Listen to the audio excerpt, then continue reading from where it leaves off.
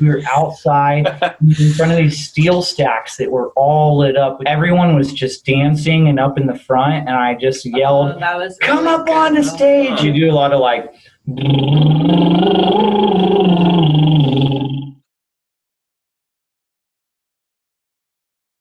Guys, welcome to the Spicecast. We're here through Zoom, all the way across the nation. We got people beaming in from Austin, the Human Circuit.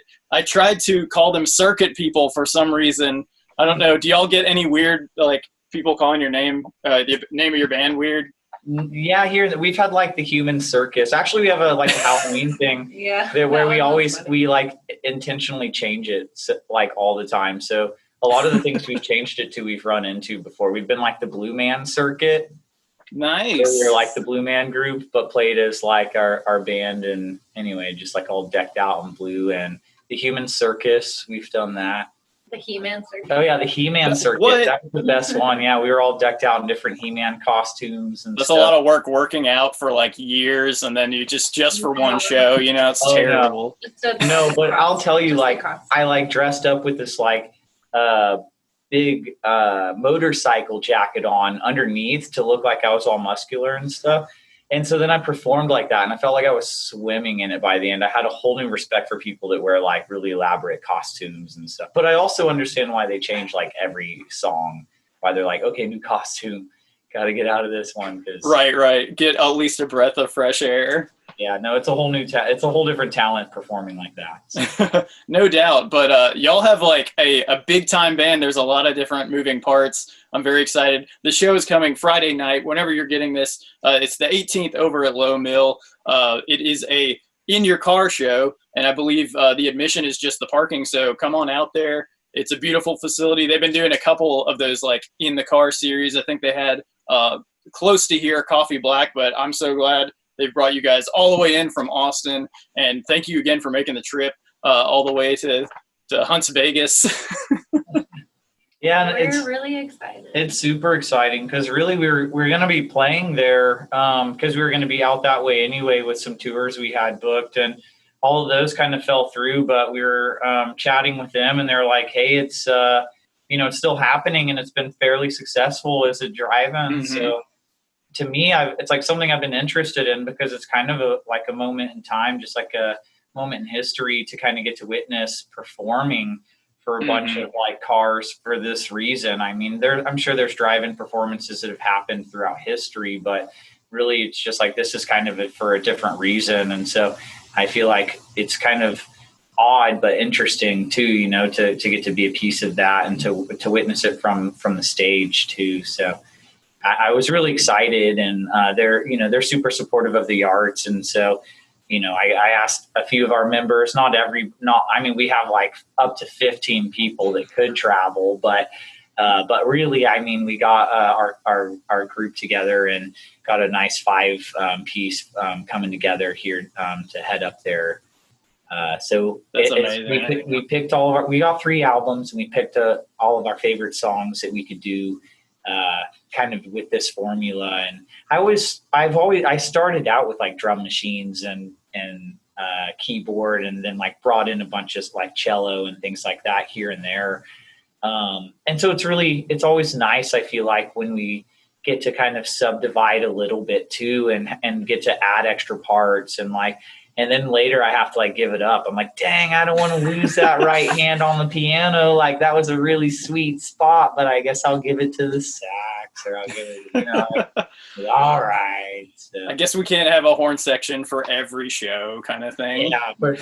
Yeah. So, we're really happy Ashley's going to be tooting her horn and singing and stuff. Very too. cool. So, yeah, and I was going to try to get into some of that because y'all you have a ton of different like textures and stuff, different musicians, but it seems like you guys are multi-instrumentalists, and I should like formally introduce you, Matt and Ashley of the Human Circuit. But do you guys what have y'all played in this project? Because I think there's a list. I'm just guessing, but I bet there's a list for both of you.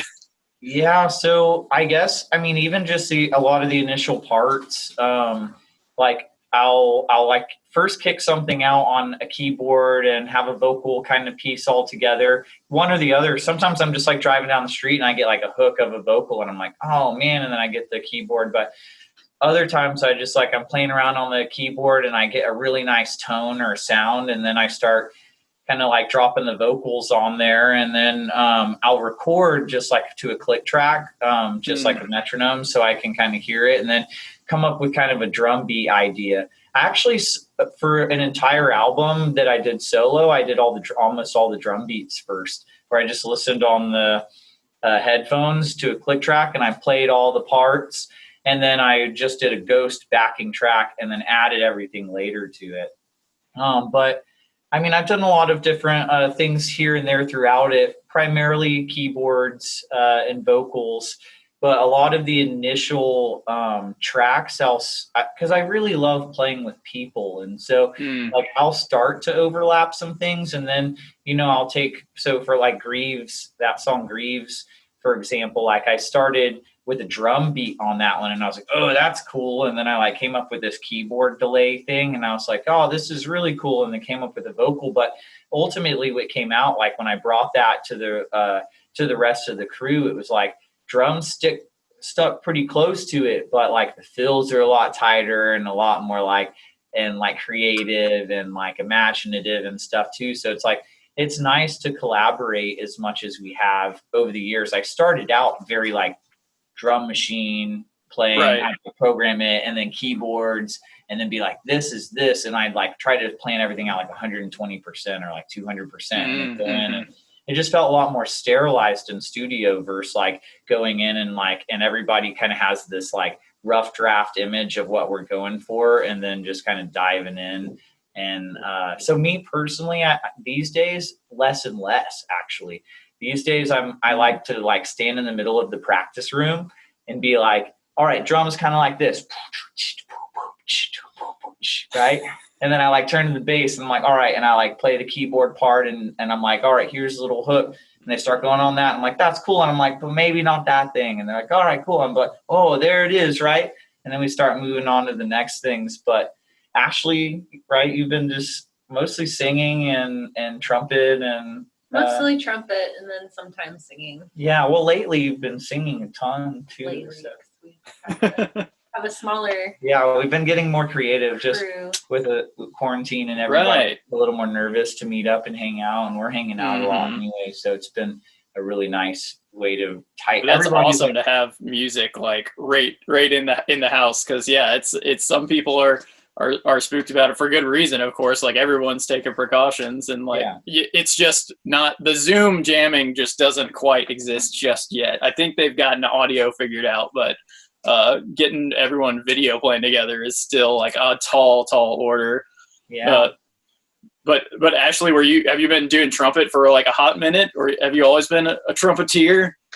I've been playing trumpet 5 or 6 years now. I think I got one out of a pawn shop when I was 24 or 25. I can't remember. I'd have to dig into it. And then I lived in Kansas, and I learned how to play there in a punk rock band with my friends, and we moved to Austin. And the band didn't really keep going after that, but I was able to meet Matt and join the Human Circuit, and I've been playing with them ever since. Excellent. Do you have any weird mutes? Do you stuff anything in that horn? Well, I do. I have one normal mute, but I do like using different things for mutes, of course. And so I have these weird shaped glasses because somebody just gave us like a bunch of dishes. And so I have these really weird shaped glasses, and I like to mess with those. The glass and the shape of the glass, it makes like, I don't use it in our set, but it is something fun to play with on my own time. Oh, that's awesome. I guess I should have thought about that pertaining to the Human Circuit. Well, now you have. It's raw material for the next one. And I should say the EP, the first track is out right now. Right now is out right now. And that's Tar Nation. Can I say it like Tar Nation? Yeah, that's how I hear it too. Tar Nation. Tar Nation. But yeah, it's some intense songs on there, and I think very reflective of like what we're going through as a country, as a world. I think But I wanted to get to this a little later, but a lot of musicians and artists are like at a quandary, like, what do I do in this time of like protest and upheaval? Do y'all have any like suggestions or things that have worked for you? Or Yeah, I think that the thing that we have to keep in mind is like what got us into this is is having an unhealthy community. Like our communities have become fairly unhealthy, and I think the things we have to stay strong on is building healthy communities. And you can't necessarily like, you can't just like dive right in because there's a lot of precautions and things we need to take, but we have to be inventive and we have to be creative. And artists have always been that way about building a community. Like that's like, how do you get people to a show?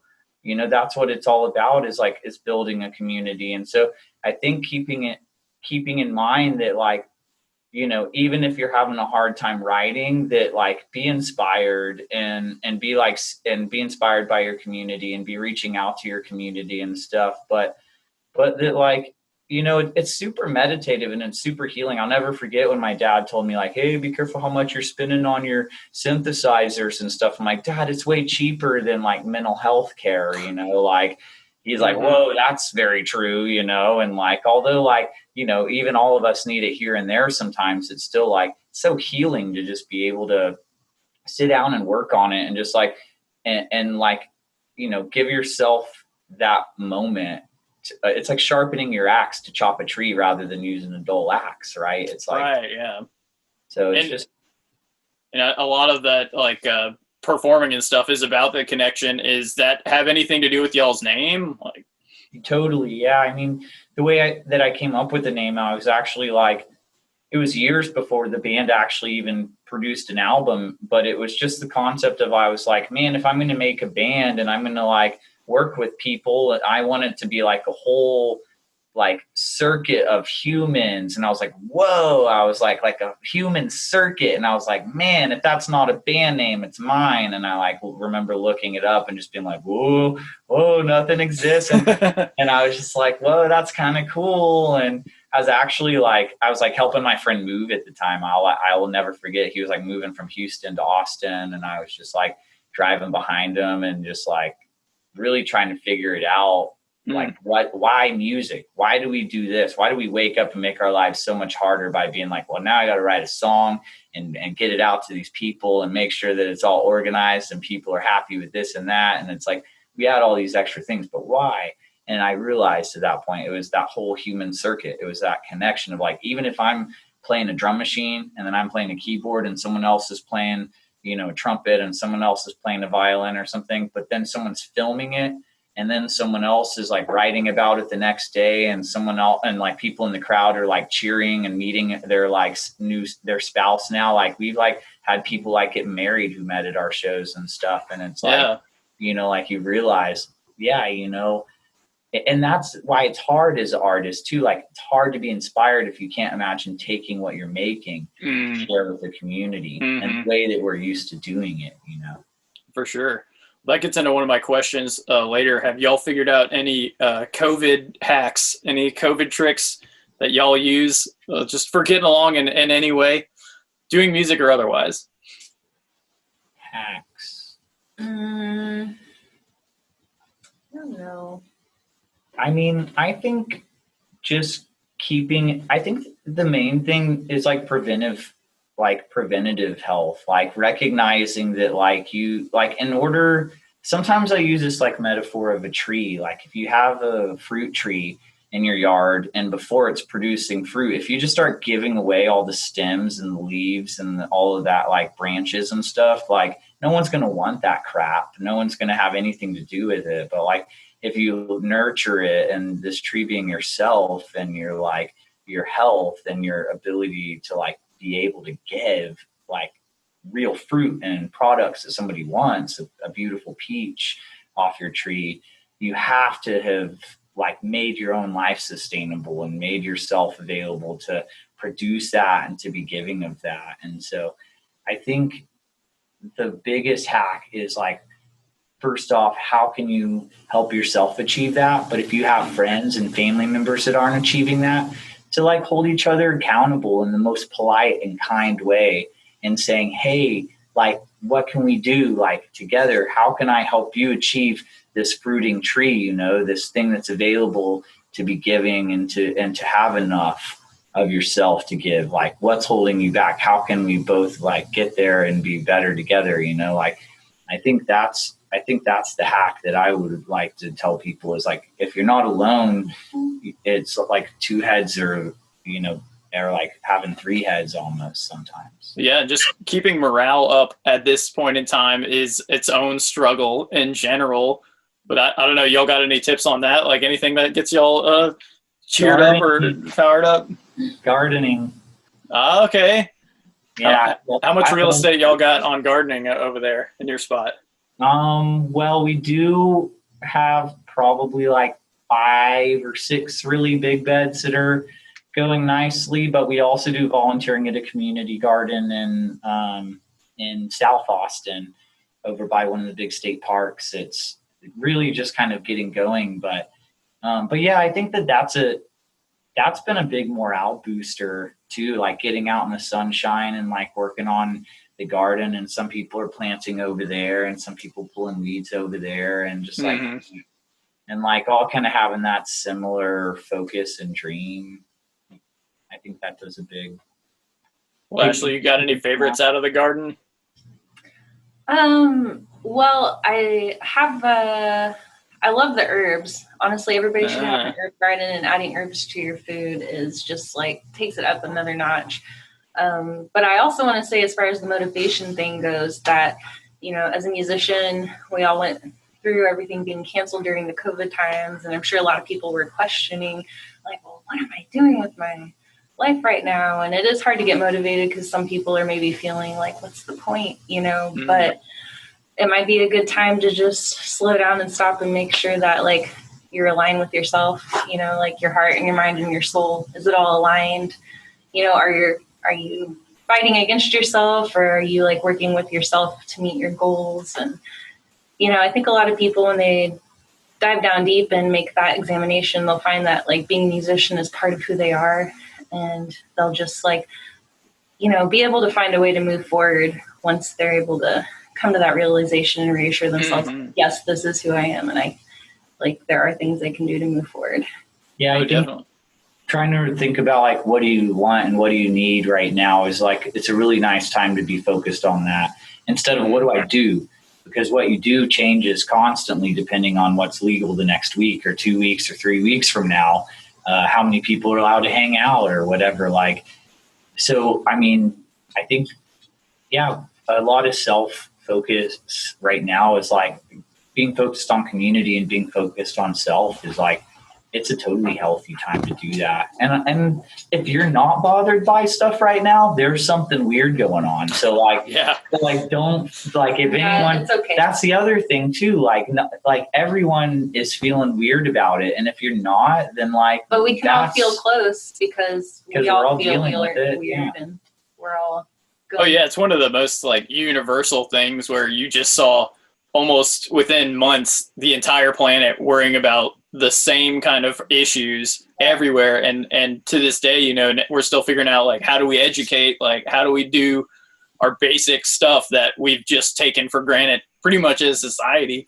Like now we're all in the same basket. So maybe people will get some more friendly feelings towards people on the other side of some, you know, border or something.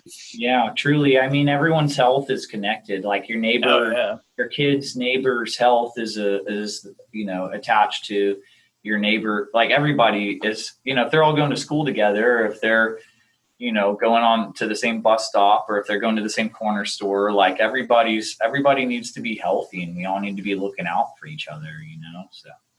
Yeah, well, definitely. And thanks again for talking with us. We're here on Spice Radio. This is the Human Circuit. I got some questions about some of the music. Is there any instruments that y'all haven't yet used that you are excited to like use in the future, or just like if we had, you know, a giant true bass or like a church organ, like anything like that you're looking forward to?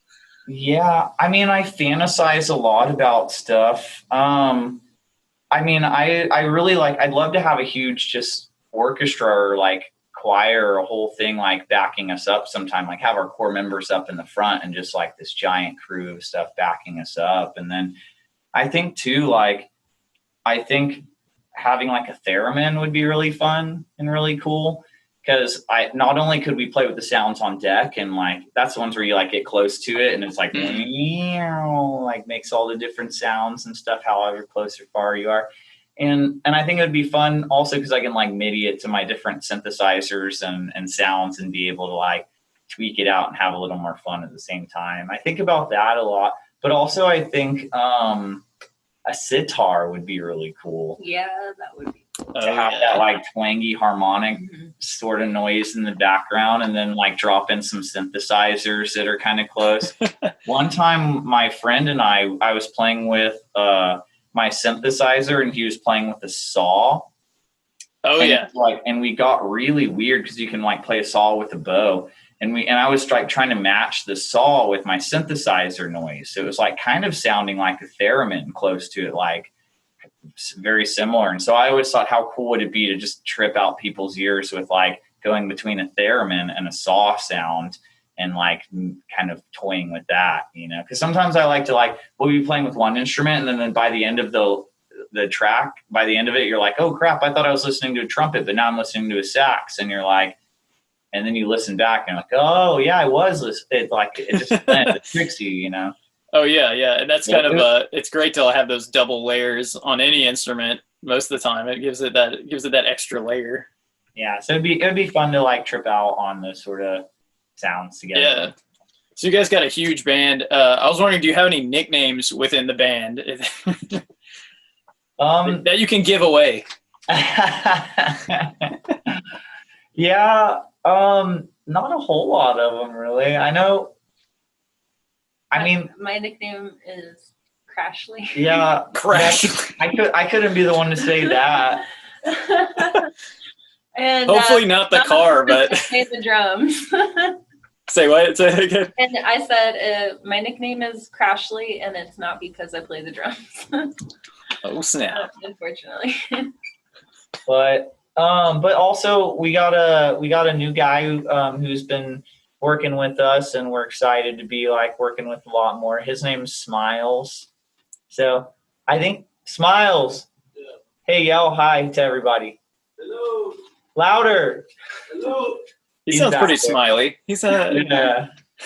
He's back. So we have to give everybody nicknames now. Yeah, but I definitely. always make jokes. I'm just kind of like, how funny would it be to just have like a weird ass stage name, which just never really got dubbed. Something you can do in sequins on like a cape or something. Yeah. Well, very cool. Do y'all have any rituals involved in rehearsal or performance that like just seem to happen every time?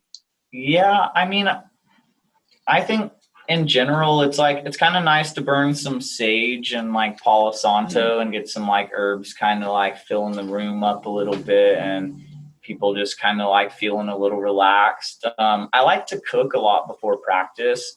I feel like just like feeding the music side of things, I like to like have people show up and be like, oh, if I'm hungry, I can like feed my soul too. Or like at the end of practice, all exhausted, be like, okay, now I'm going to get on that. And right.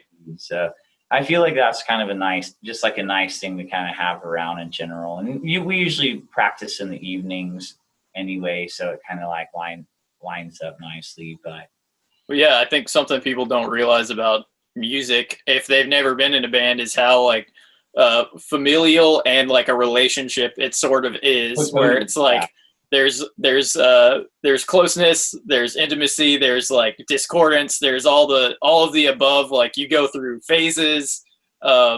It's like you get to know people, especially if you're on the road with people. You get to know them very, very well, maybe better than their family. Yeah. Yeah, I would even say better than their family. It's true. Yeah. The true, and if you can survive, like 2 months on the road with someone, you'll probably be like BFFs, right? Yeah. But speaking of the road, say what? Go ahead. Vocal warm-ups too. We do a lot of like And water. water. But we do a lot of like like kind of things too. It's really great because vocal warm-ups help with warming up for the trumpet as well. So even if I'm not singing, like doing vocal warm-ups will still like help get me warmed up for playing the trumpet. And it just like opens your lungs and your air in your face and like relaxes everything. So it just kind of, I feel like if breathing, like when we're driving up to a show and we're on the road and stuff, I'll put it on the whole car and I'm just like, everybody, like, here we go. I love it. It's really cute and dorky when like the whole band is doing vocal warm-ups. Yeah.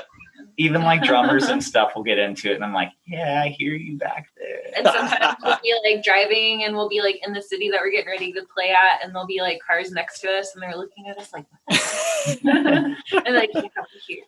Yeah, so we warm it up. definitely do vocal warm-ups. I think it's just kind of like, especially if you're in a loud venue, how you speak when you're in like your room practicing stuff and when you're in a loud venue, it's just totally different. So you like push harder sometimes than you should. But it's just like a nice little reset sometimes. That's very good. Yeah, and just like getting the energy out of there when you're nervous or anything. Channels it for sure. Do y'all have any words that you've stuck on for your warm-up? There any like, you say Satsuma 1,000 times or anything? I usually just do like mums and yaws and ahs and just kind of a few different, just like try to get your like lips moving and your cheeks perked up and like sinuses open and focusing on deep, strong breath. Yeah, full lungs and it's like, you're like blowing off CO2 and you're enriching your cells with oxygen. And so like even people who don't sing like every day, if they woke up and just did like a 15-minute vocal warm up, they would feel a lot better. So I noticed y'all did some work with Charles Godfrey, who worked with like Montreal. I wanted to ask you guys like how that was. I bet that was a awesome experience. Game changer. Totally changed the way I do music. Yeah, I am super fan. And anybody and I've gotten a bunch of our friends to start to record with them and stuff too, just because it just changed it. Like I've always worked with friends in the studio and stuff. And when I met Charles, we actually kind of started hitting it off as friends before I knew who he was. And he's very modest and he doesn't get into all that. And so you wouldn't unless it just like came up that it was like part of the conversation or something. And so, and so I just, I look at it like adult playground or something, like not in a sexual way, but really just like in a way that's like I go in and everything is set up and he really is encouraging and inspiring. And I used to, like I was saying, like kind of over sterilize our tracks before we went in by making everyone know stuff so much. And now it's like by only having a small percent and going in and working with someone you trust like that is going to capture it really well without like having to do it 100 times over to get like the right sound, that like when you're like discovering that eureka moment of this is the lead, this is the hook, this is way better than it was. It's like, no, it just expedites all those months of like hard training and trying to get people together at your house and stuff. And Charles, he's very spiritual. He like even turned me on to some really cool philosophy books and stuff. And I was going to ask if he had any like nuggets of wisdom or mantras he used in the studio, but that sounds kind of like on that vein. Yeah. So actually there's this book called The Kabbalion. It's like ancient Hermetic teachings, and it's about rhythm and like correlation and pendulums and just like all these really important truths of life. And I think a lot of that shines in his music too. Rhythm is a big piece of that too. He's a drummer also. But when I met him, actually, one of the weird things that he told me, I was like asking about the drum room and like, having tall ceilings and stuff. And he's like, oh man, actually having like a tight drum space is really nice because these days you can just use all kinds of effects to make as big of a room as you want, but you can't take a really big room, or you can, but it's really hard to take a big room and make it small, without a ton of effort. So it's like being able to raise that up was like, whoa, okay, like blow my mind right away. Like, what else you got, And I walked into the room and he's got like a giant quilt laid over his bass drum where the mic's plugged into it to like kind of isolate it a little bit. Right. And like, okay, like this guy's not messing around, you know? And then I looked at the list of bands he's worked with, because he had only told me one or two, and I was like, those are cool. But then I looked at the rest and I was like, oh my God, like, this guy. So I went back, and like a lot of those tracks I'd listened to, but I went back and I listened to more, and I specifically listened to the drums.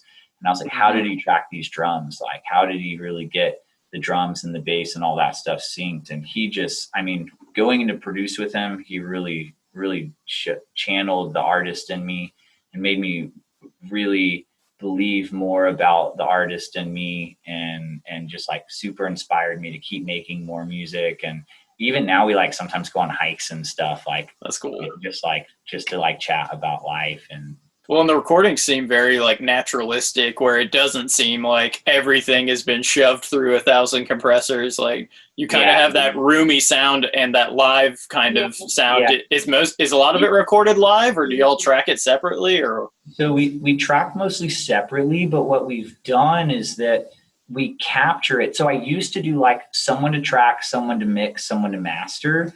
Now, like I just have the person who mixes is the person who tracked it. So that like who put the microphone in the exact spot, and then who set the compressor, and who set all the limiter and all the EQ, or didn't even touch any of that. They know what they did already, how much of this is already on there. So if they know they already got that perfect amount of compression, then why would you in post editing, like go and compress a bunch more of this stuff? Like, you already fine tuned it the best that you could get it sounding. So like, if you're going to touch it later, it's just like a hair, rather than like having to go through all these different things. And so I think the main thing was that like what we captured was not just that eureka moment, like I was talking about, but we were also capturing the cleanest version of it right there. Oh, nice. Good. And he's got that. I mean, he's like, I've recorded demo after demo and all kinds of stuff. And like the recording quality, it's significant. And if you're going to spend, a few months at your house, or like a year at your house trying to figure it out to get your demos right so that you could take it in, when virtually you could have just like gone in and worked with somebody to help you really hammer it out that knows what they're doing. It's like, you're like, oh, well, I don't want to maybe pay as much. And I got to tell you, he's like, he's a valuable person, but also like so worth it, because it would have taken like a year to write, like 2 years to write some of these things and get it sounding nice. Well, not to write it, but like to get it sounding is nice. It would have taken so long, but instead we could put our faith in somebody that knew what they were doing, and really expedite that whole process. It's kind of like the, you're only as good as your sound guy for that evening kind of idea. They can make or break you, that's for sure. I mean, the best part of recording our EP for me was when we were recording the horn part for Building Fires. And we got to be in the room with a 360 microphone, and it was a trombone, a sax, and I on the trumpet, and we just recorded that whole track live, like walking around each other in the room. Like moving, cool. Just getting closer and further and stuff. It was really fun.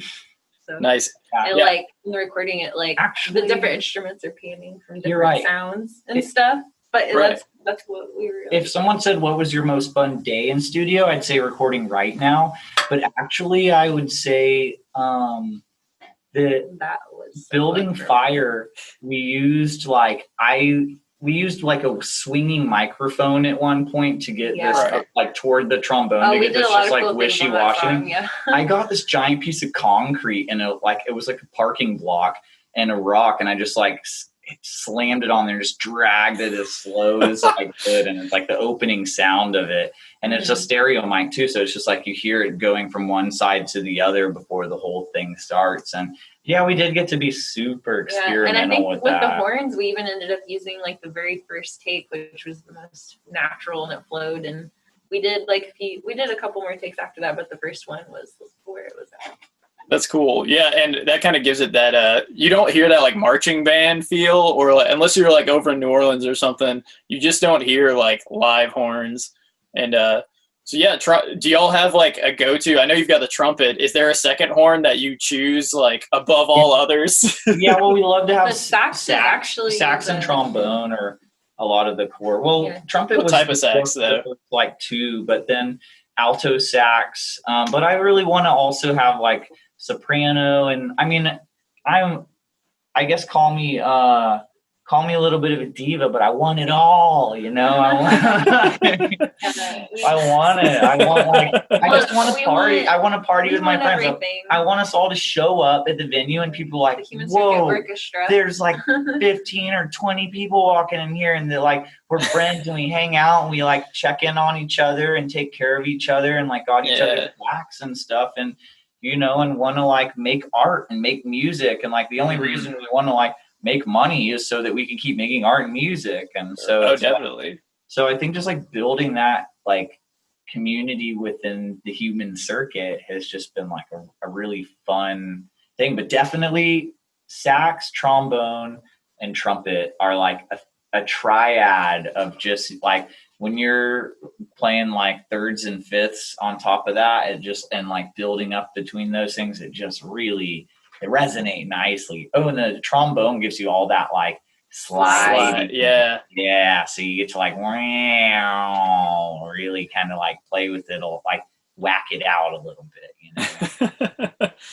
That's cool. And definitely check out the Human Circuit's music online, because they have right now, but a whole bunch of other albums. Is there anything all of these albums have in common? Yeah, we don't have a guitar. So we've like been in like 2 or 3 tracks. We've hidden just like texture, like diamonds, like in the background, just to add this like extra set feel to it.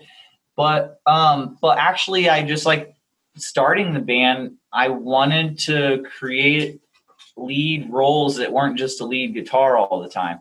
Don't get me wrong, I love the guitar and I love hearing a lead guitar and stuff. But I just like initially was like, okay, if this wasn't a guitar, what would it be? Maybe a flute, maybe a trumpet, maybe a violin. And so I was like playing with that stuff until eventually it just became like, you know, so many things happening that like just the idea of throwing a guitar in after we'd already put in all that work to put these new creative leads, it just was like, I felt rude to bury a guitarist and all of that. You know, because a guitarist, like what guitarist isn't trying to shine? You know, I guess there's some rhythm guitarists happy to hang out in the back, but like most guitarists, they want that like time to shine and lead moment. And it's like, there's just not a lot, there's not much of that in these, because there's so many lead instruments that are changing parts and exchanging pieces that people are so desensitized to hearing a guitar, and some people I think will check it against you. It's like, oh, it's a jam band. Click next or whatever, you know. Yeah. So or alternatively, like some people might be like, you don't have a guitar. That's true. That's true. That's not music unless there's a guitar. Yeah, where's your guitar? So I want to get into some Austin centric stuff. Like I'm a fan of White Denim over there. Yeah. Are there any bands we should look out for in Austin that you want to play with, or just like you think are dope and you want to share with, or like any friends you got?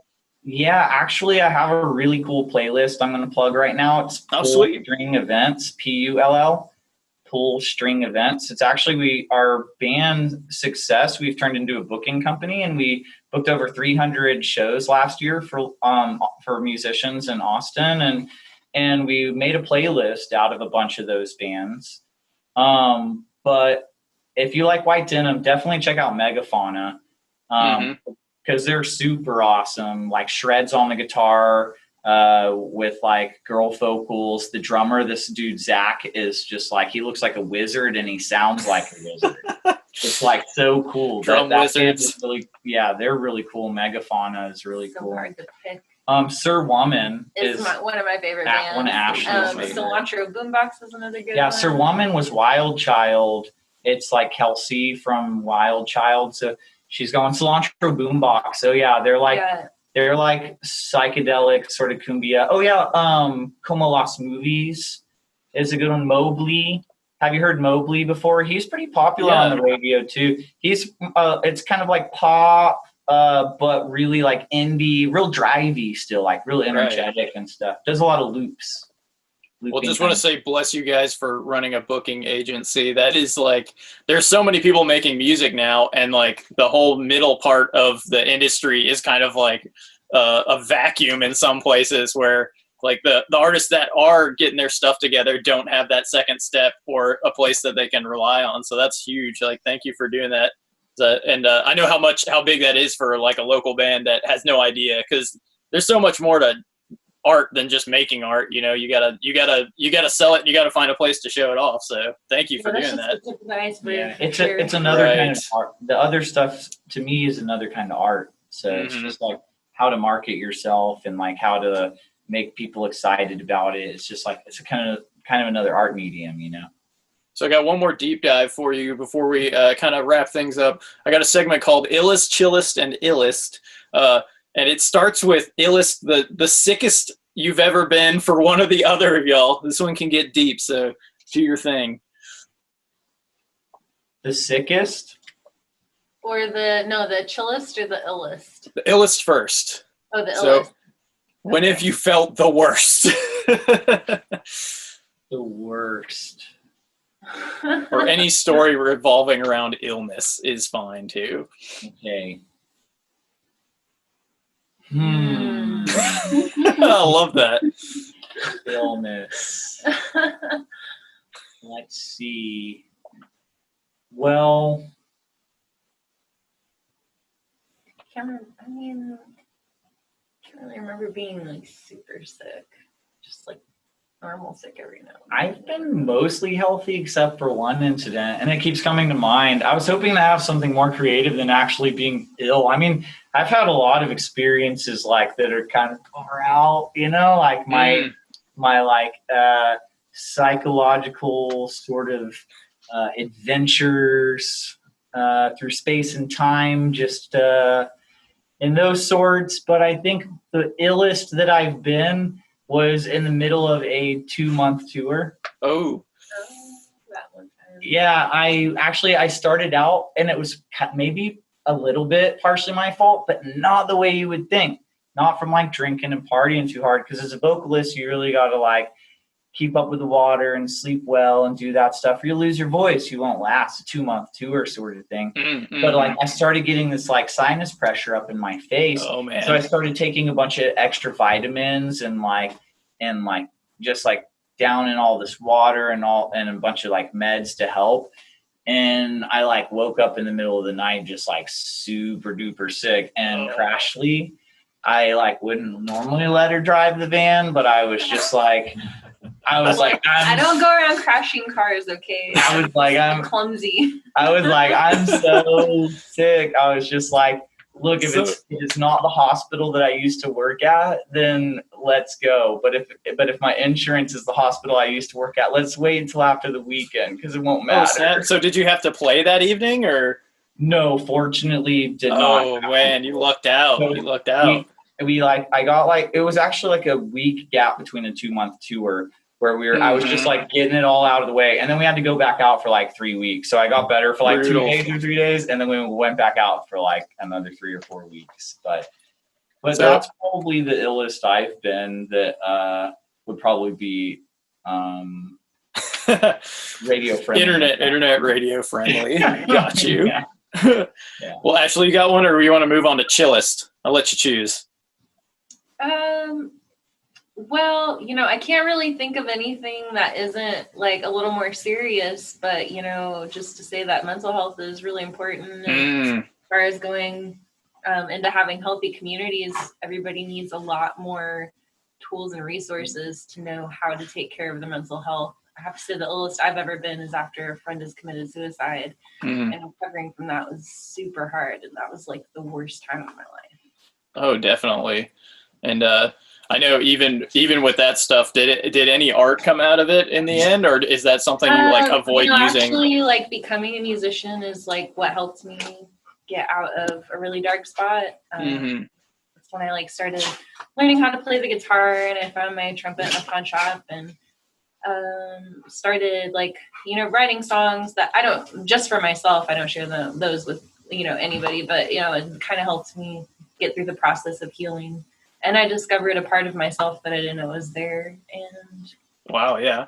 That's definitely when I talk to people about like the worst part of their lives, almost always the music somehow finds a way to like either come out of it or get something out of it. So that was trips me out. But what about Chillist? I'll give this one to Ashley too. What's the most relaxed you can remember ever being? When I was in the mountains in Colorado, I got to spend the day on Pikes Peak and also a little bit in Buena Vista. And that's just the most beautiful thing, being on top of the mountain. And like the peace is the best thing, one of the best things I've ever felt in my life, because it really just felt like a whole lot was lifted off of me. And it was a very beautiful feeling. So back to Illest. I'll give this one over to Matt. What's something that's happened to you that you were just like, oh my God, I'll remember this forever, or like this is amazing, or you were surprised or just amazed? Right away, I'll just go with my guts. I think that's the best thing to follow here.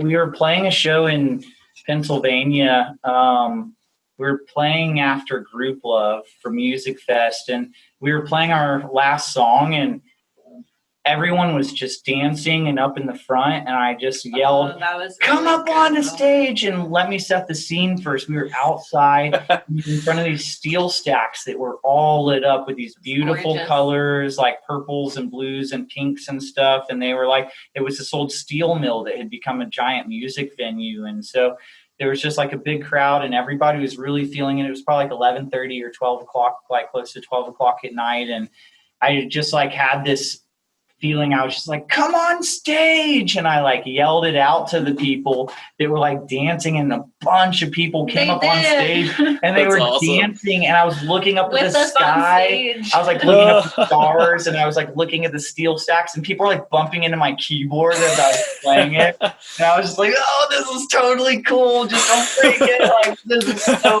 cool. And it was just this moment that like, you can't pay for that. Like, that's not something money will buy. Like, if you're not a good band and you're in that moment, like, you're not going to say, come up on stage and like get to dance and like moonlight in this like steel stack thing. It's like, that was just, I think that's something that I'll always always cherish that. I think what about you, Ashley? Would probably be the first show I ever played with the Human Circuit. Oh, all right.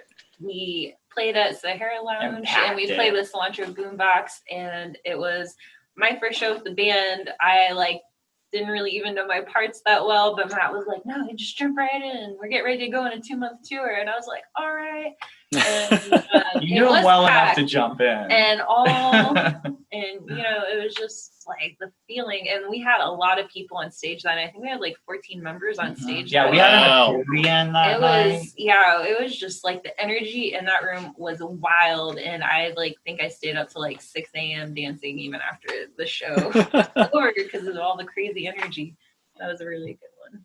Well, that is awesome. And thanks again for talking to me. A couple more questions before we go. Is there any unique Austin, I'm trying to think of a fancy word for food, but a fancy word for food.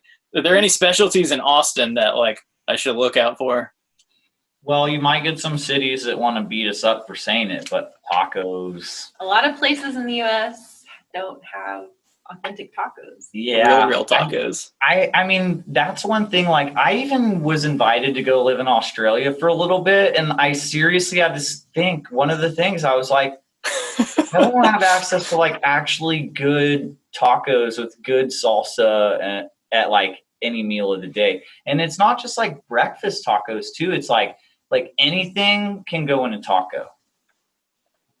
Anything can go in a taco. Like, you can have like mango and like shrimp and like beans and rice and all kinds of like, you can have leftovers. You can just chop up all your leftovers and throw that in a tortilla with some good salsa on it. You'll be shocked.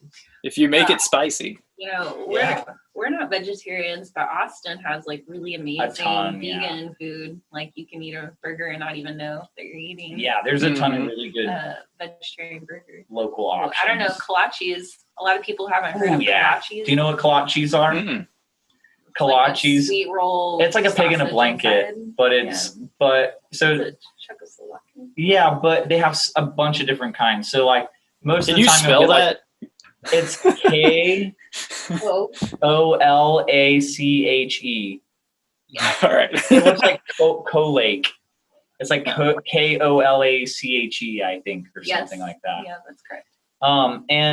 And so they make all different kinds of them. There's one at this like Czech stop on the way to Dallas that we stop at sometimes too, but they have everything. They'll just like pack it full of paste. Like it's a kind You of, can put anything in a kolache, just like a taco. yeah, truly.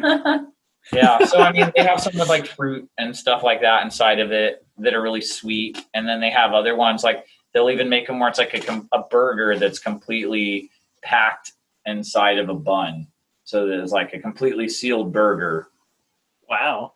It's interesting. And all the fixings are inside of it. How big do these run? Are these like a Well, like a donor is like a they're sold at bakeries a lot, and so And there's a lot donut of shops, variations. too. So they can they could be really little or they could be like really huge. It just depends. I'm looking We have forward good to barbecue here too. Yeah. Truly Yeah, but those delicious. them some fighting words too. And everyone fights about barbecue down here. It's like it's either sports or barbecue. They're gonna Yeah, I maybe mean, you should. To me, it's that really part out. hard to mess up like some slow cooked meat with like a good sauce on the side. Or, Oh, no doubt. All right, well, we're closing it out. You guys are my kind of people talking about food. Do you have favorite spices? Most useful or favorite? Salt and pepper. Yeah, I really love Straight this ahead. dry sriracha They're seasoning. the most important. One time I was just like talking to my roommate. I was like, we got all the spices we need. And he was like, yeah, we do. And I was like, but what about this one? And I reached out randomly and I pulled it off the shelf and we were both like, oh, dry sriracha seasoning. You can sprinkle it on all kinds of stuff. And instead of having like a pasty, like ketchup liquid flavor of sriracha, you can like just add it in as like a flaky spice instead. Nice. Does it dissolve it, or is it like? Yeah, it mixes in nice. Except the really chunks of red pepper in there, you can still see those floating around in there. So. Well, I'm so glad I got to speak to the human circuit. The main parts of the human circuit. I don't know. They're all parts are vastly important, but check them out. Right Now is online now. The new EP. Do you have any more dates like of the upcoming releases, or do you know yet? So with all the kind of interruptions we had with the premiere, the way it was going to go, we've been reinventing a lot of it, but we do have a music video that we had over 40,000 ball pit balls for the Right Now music video. And we like filled a stretch limousine, like a big like van limousine with it. And had these nice balloon buddies that our ego grow out of our arms. So we'll be dropping that probably within the next month or so. So kind of ironing out the premiere on that. And then Werewolves is going to be one of the next tracks to drop. And the third, say is my favorite. Yeah. Set it off. I knew the marimba gotcha in there. Yeah. Yeah. And then we did make a really cool behind the scenes studio recording with Charles, and Charles is even in it. And it's called Behind the Curtains, and it's the third track on it. And it was actually the live footage of us on a 360 video camera, and also me like scootering around the music studio throughout the weekend. And so the name of the song's Behind the Curtains, so it made sense to show kind of behind the curtain, the whole studio setup. So I'm really excited to drop that one too. And so we'll have those out throughout now and the end of the year, and then kick off the beginning of the year with some of the darker tracks off of the EP. All right. Well, very cool. And see them over at Lowe Mill. That's the 18th. It's Friday night, 6 p.m. Do not miss it. Pull up in whatever car you got. I'm sure they'll roll you in there no matter what. Just no RVs, because you don't want to block the view. So I don't know if that's an official rule, so don't quote me on that. Maybe park in the back. And then sit on top. Yeah. So, Ashley, did you ever get the recipe figured out? Did you make up your mind? You said so. Yeah, do you have a recipe to share? Oh, well, dang. I wasn't thinking about it, but I love chopping fresh herbs up. And she makes baked goods. Putting them together. Oh, yeah. Oh, snap. I have a sweet really, tooth. I love sweets. really good baked goods. I've got to say, y'all got awesome teeth for loving like baked tea. Good, so good for you. But closing, do y'all have any mottos that like get you through the day that you want to share as our last question here? You first. The pressure's on. I didn't even prepare y'all for this song. I'm so mean. I know. Honestly, I just sounds really corny, but I just like really try to focus on like holding love and kindness.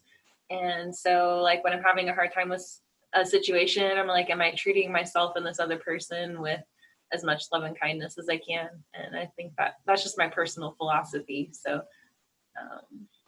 thank you. Yeah. He looks like he's in the headlights.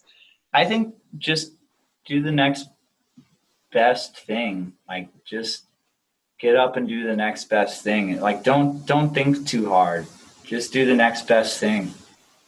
I don't think we don't have to, plan so far out. It's good to have plans, but like the universe is way more creative than us, and it'll be different by the time we get there. Just do the next best thing. If you're like, I really want to do this, do it. If you're curious about it, explore it. If you're like, I love to do that when I was a kid, I wonder if I still do, try it.